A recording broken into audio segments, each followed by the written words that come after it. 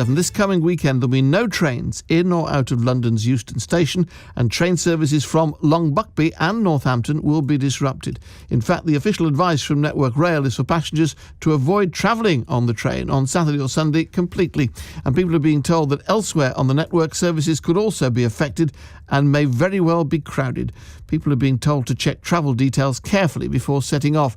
This is all because of work to make Euston ready for HS2, the high-speed train that will one day probably link London and Birmingham. Paul Minton is chair of the Northampton Rail Users Group. Morning, Paul. Thanks for coming in. Good morning, Stuart. Were you expecting this? No, we weren't. I mean, clearly with a big project such as the Euston revamp for HS2, there is going to be some disruption.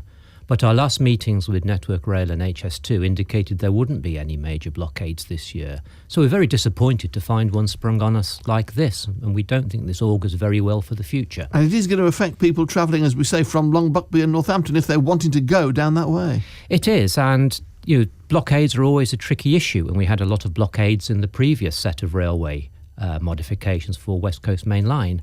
But this isn't just a bank holiday where we're talking about people who want to go as tourists. I need to represent the interests of the National Health Service workers and the underground workers who use this line. It is used by people going to work for quite essential services in London.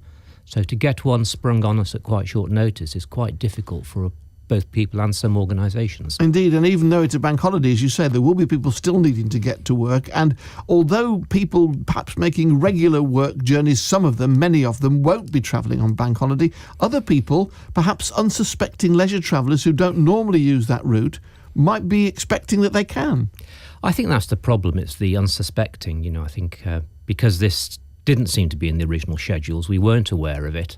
I think it was difficult for us to get the message out, via people like you and via the Northampton Borough Council, who we work very closely with, obviously, as a users group, to make sure that this is well known and people can plan well enough in advance. And we're told that this is just the start of many years of disruption, particularly around Euston. What do you make of that? Well, I think this is going to be very difficult. I mean, to be clear, the Rail Users Group has generally supported HS2 because we think it's going to release capacity so we get better services for Northampton. And despite the success we've had in getting more services in the last few years, including the non-stop services in the peaks, these trains are pretty full and we need more. But that obviously has to be balanced by the disruption that people get for the next few years. Stay with us, Paul, if you will, because on the line I've got Joe Rukin from the campaign group Stop HS2. First question, Joe, before we talk specifically about Euston, do you really still believe you can stop HS2? Oh, absolutely. We're at the stage now where some of the demolitions are going to start happening. There's still a year and a half of detailed final design to happen.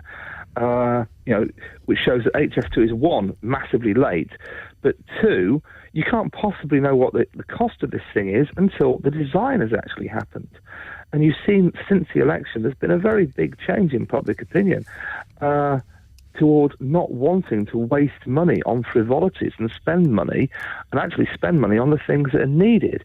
Now, if this continued for a year before HS2 actually starts to be built, and before we've actually got a final price, absolutely there is a chance of stopping it because it's just going to become more and more unpopular. OK, let me just talk to you then specifically about this work at Euston this weekend, having put that context to where you're coming from. What do you make of the fact that Euston is going to be closed over the bank holiday?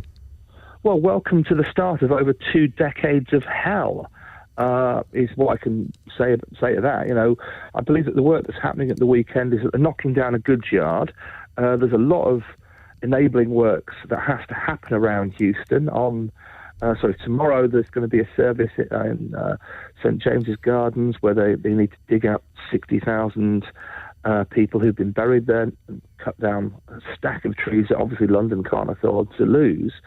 But the construction work at Euston is meant to, obviously isn't starting now, it's just a bit of demolition, but when construction work is due to start, it's meant to take 17 years, and that's going to have knock-on effects for the entire West Coast Main Line. And it's no surprise to me that Paul and his group hadn't been told about this disruption this weekend, because when construction starts at HS2, 2 of the approach lines are going to have to be closed. There's 6 approach tracks currently into Euston. That's going to go down to 4 for a completely unspecified period. We have no idea how long those tracks will be closed. And your suggestion, Joe, is that would adversely affect travellers from Northamptonshire?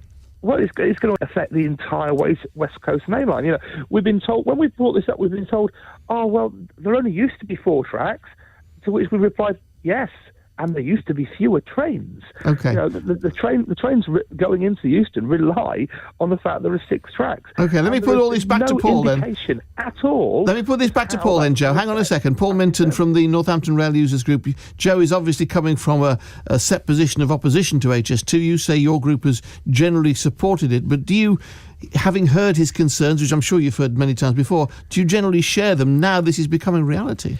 Well, I think we shared them before this was becoming reality, if you like. I personally have been with Department for Transport and HS2 discussing the number of access tracks. And of course, in terms of, well, for example, being here with you, Stuart, the issue of having taken such long blockades, including a long August blockade 10 years ago, to put some of these facilities in, goes down very badly with our passengers when we're here. We're now taking a blockade to enable taking some of them out.